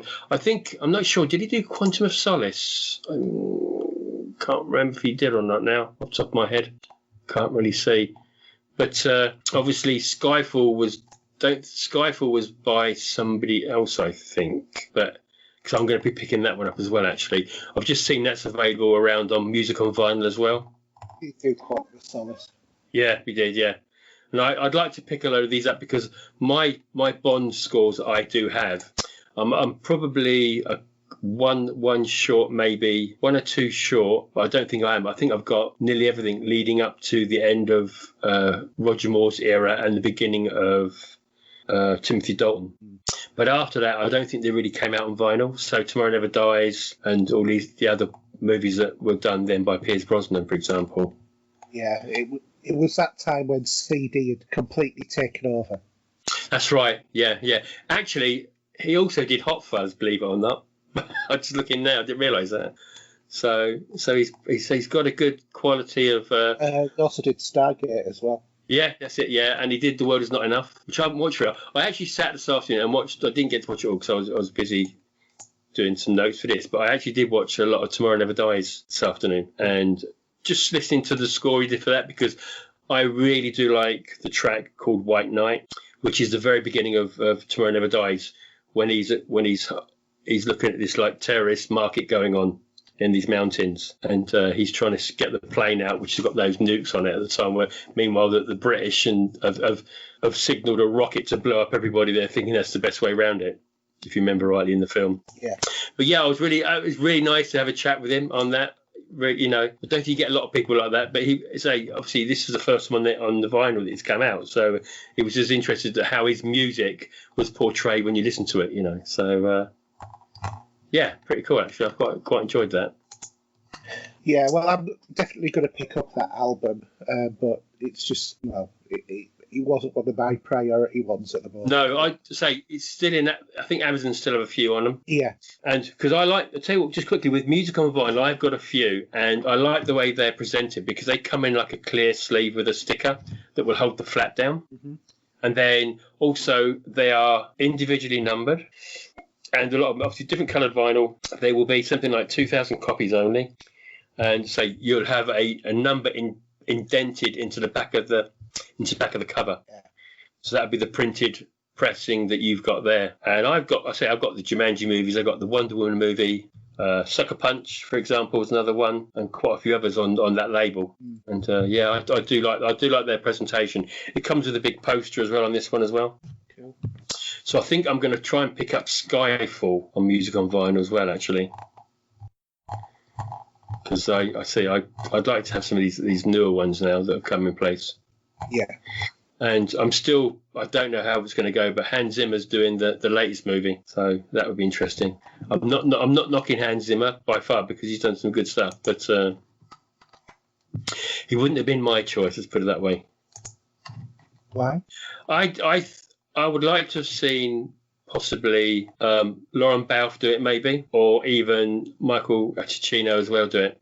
Possibly, or even actually David Arnold getting another crack at the whip. Yeah, But Hans Zimmer, he did the Batman stuff, and he did that motor racing movie as well, which I can't think what it's called off the top of my head, because I would like a copy of that. But that's like rare as Rocking Horse too. So Classic Rush, that was what it's called. That's it, with the story of James Hunt.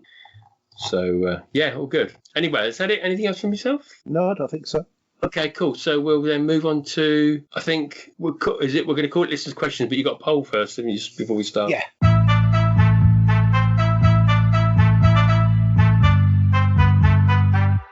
Okay, so what we got with that?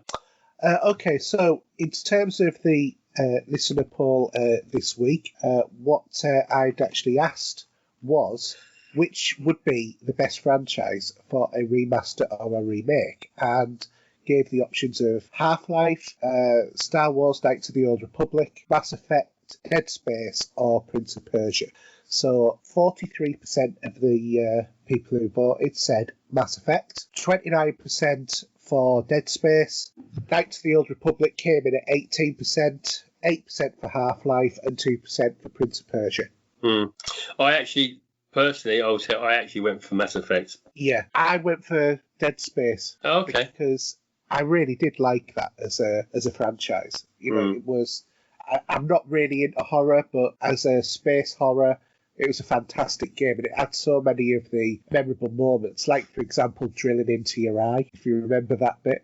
Oh, not off the top of my head. No, probably not actually. Did you complete Mass Effect? I think Dead Space 2. I can't remember. I'm sure I must have done it. Maybe I did and maybe didn't. I don't remember. But, yeah, I'm sure you would have remembered the drilling into your own eye. Probably from my point of view, yeah, you're probably right there. Yeah, but that was quite horrific. But there was so many excellent bits in that. But Mass Effect would have been the other one I would have voted for. But I only, tried to make it so that people voted for one. Actually, I don't think we put it in there, but BioShock would be another option for me. Yeah, no, I just went for ones that haven't had a sort of like release recently. I know that one or two people said, well, we've kind of had a successor to Half-Life. We've had Half-Life Alyx, but that's VR only, and I'm not counting that as, I'm talking about Half-Life 3. I'm not talking about, Alyx, which is sort of like an offshoot of it. But I think I would love to see all of those games come back. I used to love Prince of Persia as well as a franchise. So, let's get them all. Yeah, that's right, isn't it? So we'll start with Mark's questions, and he got two for us as usual. The first one he says is, what is your forecast for the sales of the PlayStation 5 and the Series X? And what effect will delaying Halo have for Microsoft? My gut reaction is that in terms of if we only look at the sales of PlayStation and Series X, I reckon it'll be 60% to PlayStation, 40% to Xbox for the majority of this run. But I think Xbox will edge ahead by the end of it. And I think that Halo will have no impact. I don't think so, because actually, well, just talking on Halo for a minute, it is coming on Game Pass. So, from that point of view, it won't have an effect. Yeah. If it was coming out as a disc, that may have been a different kettle of fish altogether. But regarding the two consoles and where we're going to see, I think it's going to be, the forecast on sales, I think, will be pretty similar to themselves. I think there won't be much in it. I think you'll probably get, I think 60-40 is a bit unfair on Xbox. No, I think there's still a lot of people who are very loyal to the PlayStation brand, and that's fair enough. But I'm talking about initially, and then I think it'll flip the other way by the end of. Well, it depends, Nick, because I think giving you all those games in Game Pass is a genius idea that will make the difference for the sales, I think. Whether that's an impact at the beginning or if it will wait for 5 months, I don't know. Yeah. But it's not going to be much in it, to be honest. I don't want one to run away. I think just as long as they both, have a good run it together, I think 50-50, I'm not at all wrong with that. Yeah. I mean, as far as I'll be concerned, I'll have both horses in that race, so I'm not bothered. Yeah. But each offers them, different things. It was. I was actually in a game in Harrogate, and I was listening to one of the members of staff, for want of a better term, pontificating about the next-gen consoles to a customer. And what they were saying is that, they're PlayStation through and through, but they think because of Game Pass, that's going to have a serious damaging effect on PlayStation sales. And he would actually advise anybody buying a console to go for Xbox because of that, because of the Game Pass, if he was, being honest about it, even though that would obviously have a detrimental impact on the game sales for a game, which I think is fair enough comment. Yeah, I still think Game Pass is a game changer for me, and I think it will be for a lot of people. It'll be something they have to think about. Yeah. Well, when I get both consoles, I'm going to be able to play all the latest games on Game Pass and not fork out any money on the Xbox. But I'm going to immediately have to buy a PlayStation 5 game in order to be able to play a PlayStation 5 game on the PS5. Yeah, that's right. So whatever the console is, it's going to be that plus 60 quid for a game. Yeah. So, sort of the price of £60 makes me want to just cry a bit, Yeah. I mean, sometimes I do think, should I hold off on one of the consoles, maybe just get a PlayStation 5 and then, limp along on the X for a few months. But I thought, no, I'm not going to. I'm just going to go do it. Okay. Do you want to do Mark's second question? Okay. Why has there been no news for next-gen VR? What are your predictions? Okay, so Microsoft do not want to dabble in VR at the minute. They have been thinking about it, but it's not where their direction is needed to go for their focus. I think their focus is going to be Game Pass, the console itself, and whether or not that comes at a later date, who knows? Just think about one thing, though, because you're saying about they're not interested. Microsoft has now aligned themselves with the closure of Mixer with Facebook. Facebook on Oculus. But I say it's not like they haven't said no to it. They do. It is in their. I think it's in their list of things to look into. But it's not. It's a great idea, but I don't think it's up there ready yet to be. To be used. I still think it's a pastime that will not be used all the time. VR is. I said this at launch. Yeah. I said this before launch. I've said it post launch. It's not mainstream. No. It's a niche. We know that the PS5 is going to be backwardly compatible with the PSVR. They've said that. So, in terms of Xbox, I think that we'll see something going with Oculus. Possibly, yeah. I don't see why not. Yeah, it makes sense for them to do it. They've got Facebook have the VR technology. Even though, technically speaking, Microsoft do. Microsoft could give us VR on the Xbox tomorrow by just saying anybody who's got a Microsoft mixed reality headset can use it. I could then plug my headset straight into the Xbox and use it tomorrow. It'd be fantastic. But they're not going to do that because for whatever reason they've decided to ignore VR. And I think it's because Microsoft have seen actually it's not going to ever be mainstream. It's going to be something that's going to be more specialised. I mean, I didn't mention it, but been playing a little bit of the Astrobot game in VR on PSVR this week. That's the game I bought and I've never played up until this week, and I've had it in my library. It's a great game. Yeah, but but I haven't played enough of it to really talk about it, so that's why I haven't talked about it this week. But let let's face it, we're not getting those games anymore. But there is hope on the horizon because there is the new Darth Vader game, which is supposed to be canon to the Star Wars story, that is only available on not Oculus. Well, it is available on Oculus Rift, but the other one I forgot what it's called. But that Star Wars game is leaping over to PSVR now as well. Yeah. So I think that VR will just steadily tick away in the background more than anything else, and we'll see the odd revival when they say, "Oh, look, here's the new version 3 headsets that are out for you to be able to play with," and people go, "Oh, this is the future of gaming," and then go and start playing on the monitors again. Because we don't like wearing stuff on our faces. That's why 3D TV died. Oh yeah, absolutely. I think 3D needs to be big screen only anyway. Do you know what I mean? Yeah, I think they'd be better off creating some sort of system where it does make the screen look 3D without wearing glasses or anything. There must be a way of doing it. We just don't know how to do it. Yeah. Anyway. Okay, Jason? Yeah, so Jason Toon said, do you ever buy games and then never play them? I've been playing my PS4 recently because I had games like Horizon Zero Dawn over 2 years ago, and I haven't played them. Now I kind of wish I played them sooner, as I'm enjoying it. And I get I get that with movies sometimes. I'll sit in the wrapper, and then you think, why didn't I play this earlier? Yeah, well, I've got Time Bandits sat there waiting for me to play it. Yeah, and that's probably going to take a while before that comes out at some point, isn't it? Yeah, but I mean, I watched Big Trouble in Little China again recently, the Arrow version, and all of the extras on there. Extras are great on that. Actually. Yeah, it is. It's really good. Yeah. Yeah. That's why I like what Arrow give us as a within their makeup of what they release. Yeah, and that was the reason why I was attracted to the Pitch Black UHD. Yeah. I wouldn't have been that bothered about that one on UHD, but I thought, well, it's an Arrow one, so there'll be lots of extras with it. So. Yeah.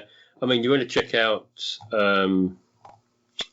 what's the other one I was thinking of now? RoboCop. Yeah. That's a really good one. And so is American Werewolf in London, if that floats your boat. But yeah, really cool. Yeah, but I've got loads of games that I've bought and not played. But again, I know sometimes we don't need to buy them straight away, but sometimes we do. I don't know why. Sometimes you see a game and you think, oh, I'll try that, and you buy it. And then you don't rush home, and it's because it's not one that you're really bothered about, or you're in the middle of another game, and then you might forget about it for a couple of months, and then see it in your list of other games and think, oh, I need to put that one on, and then you get distracted by something else, and then a year's gone by, and you think, oh, I need to install this now. We've all been there, we've all done that. It happens. I've got probably about 6 games that I've never played or bought. And that's on console alone, on one console. Yeah. Okay, next one. So Neil McBain has asked, with the new update for The Last of Us Part 2, will either of you be replaying the game on grounded or permadeath mode? Well, I haven't finished the game yet, so it doesn't matter. But I don't think I'd want to play permadeath. That's too much pain. That's too much like painful. That is. That sort of idea of a game is just. No, sorry, not in a million years. And my answer would be hell no. I like the game on the normal difficulty just for the experience of the game and the story, but I don't like the mechanics of the game enough to play that on permadeath or on grounded. I do not like the game. To me, it's a story that is interrupted by the game rather than the game being interrupted by the story. Yeah, true. So, okay, so I'll go on to Justin Lee's question. So even though I expect the PS5 and the Series X pricing to be relatively similar, do you think that the game of chicken that seems to be going on between Microsoft and Sony over the price of the two consoles, because they both know what they're going to do with the they both know what they're going to do with the expensive to produce. I wonder if they're each going to be waiting to see how much the initial loss is going to be. Then they'll take on the units, knowing that there'll be one will probably have the price match of the other regardless. I think there won't be a price match with this one. These are a bit more expensive to make compared to what we've got in the past.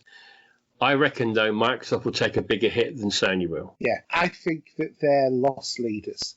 And I think that the ploy that Microsoft will play is knowing that getting you locked into the Game Pass, which is a fantastic add-on, but it is still a monthly sort of like subscription. I think by locking you into that will, over the course of the generation, make them a lot more money, even though they will have had the initial loss at the cost of the console. And the more of those consoles that they make, the bigger the market penetration that they get, the cheaper that they will be able to make them. So they'll become that tipping point where they will earn money out of the delivery of the console as well. But I think for those of us who go first, I think that they'll be taking a big hit. I think that whatever they do, if even if Microsoft has said we can't go under $400, and Sony said, well, we're going to sell the PlayStation 5 with the disc drive for $399, Microsoft would say, right, in that case, then we're going to sell the Xbox Series X for $389, even if it was beyond what they'd be comfortable at doing, just so that they get the market this time. Yeah, I have a sneaky feeling we're going to hear Sony's price first. I think we'll hear both of them at the end of the month.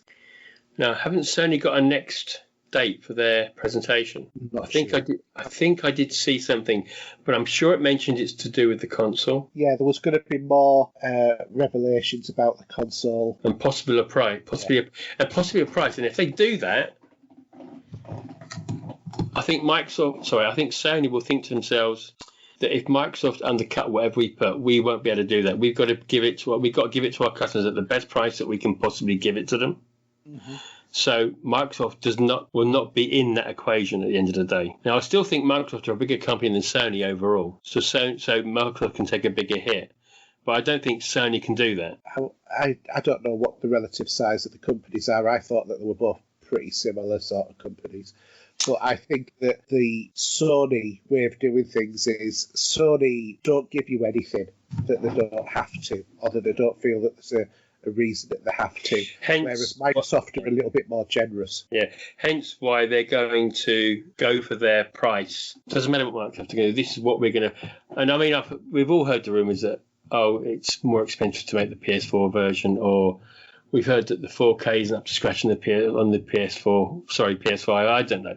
All these sort of clickbait stories that are going around in a minute. We don't know what's really going on until it comes out the horse's mouth. It's a lot of rumour and speculation is all of this, that the PS5 can't handle 4K gaming at 60 frames per second. We don't know. Until we get Digital Foundry or someone to be doing testing of the pictures, we're not going to know either.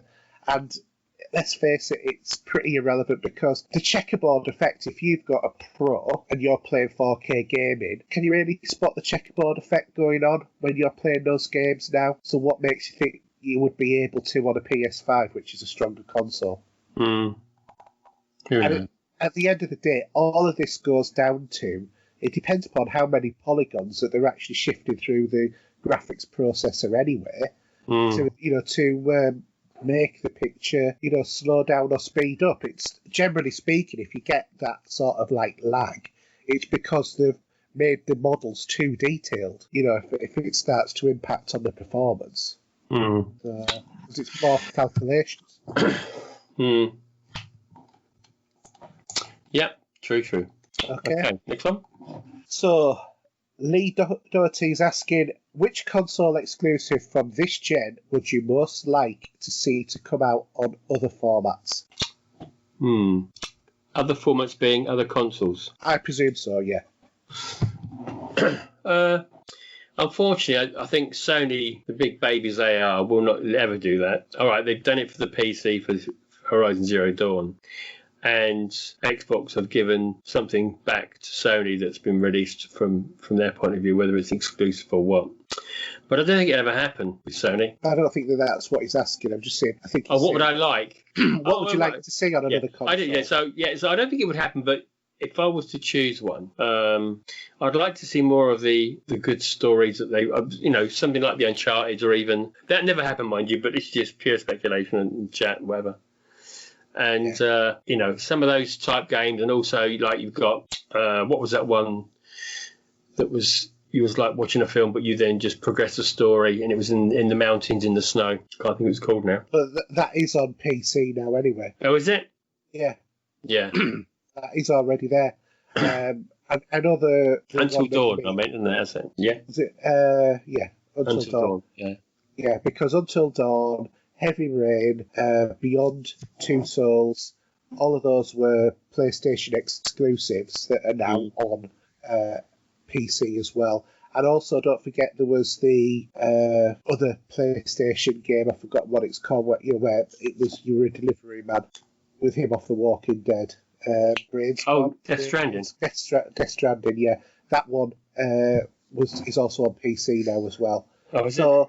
Yeah. And also, don't forget, Hellblade, Senua's Sacrifice, that was a PlayStation exclusive that is now on everything, including the Switch. So, and it's fantastic on the Switch as well, I have to admit. But for me, I would like a lot of the Xbox community and the PC community to experience Ghost of Tsushima, because that is a fantastic game. Game of the year. Game of the decade, mate. Game of the decade. Brilliant game. It is the Assassin's Creed game with samurais that we've been wanting. It is, yeah. But it's just not made by YouTube. No. Okay, Craig. Yeah, you can read it then. Well, I read the sorry, today. Yeah. Miles away. Okay. So, new game for next game. Splinter Cell, Mass Effect, or Fable? Well, shall we cancel out Fable, because we know that Fable's coming? Yeah. I'd say Splinter Cell would be a cry, wouldn't it? If it had Michael Ironside, Splinter Cell. Oh, God, yeah. Can't have anyone else other than Michael Ironside. Yeah, but it's not going to happen, is it? I don't think it ever will, unfortunately. That ship has sailed, I think. I don't think it has as much as you think, because don't forget that Splinter Cell, the character turned up on Wildlands, didn't they? So true. I think that they're still keeping it going. We might see a Splinter Cell in this generation. That wouldn't surprise me. It feels like one of those things they've been holding off on and are going to bring back after 10 or 15 years since the last one. Possibly. Who knows? But, I would say probably Mass Effect more than Splinter Cell, though, for me, because I prefer the sci-fi genre. Yeah. Excuse me.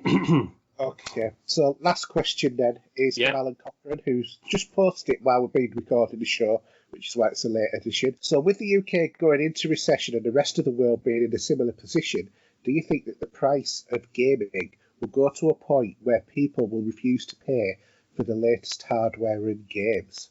I don't think there'll ever be that point, unfortunately. It's a progressive state that's always been set in stone, isn't it? Now, there could be a point of thinking that, do you know what, due to COVID and the way the year's gone, that we try and keep the games to a lower price if we can. But I don't know. I mean, there are discounts out there you can get hold of if you want to wait and not spend your wallet straight away. But just reading the news about all the kids in schools with their exams and the amount of people, and I mean, people are closing their properties because they can't afford to keep them going, or it's now not viable because it's better if they work from home. This is probably gonna hit us harder in some sort of recession at some point, but it's going to be global. So from that point of view, you think they want to try and not be too high in the price, but this has maybe all been set in stone before COVID anyway with what's going on. I don't know. Difficult to answer, I think. And I think as well, don't forget that we've come out of Europe as well, so it will either be make or break for the country.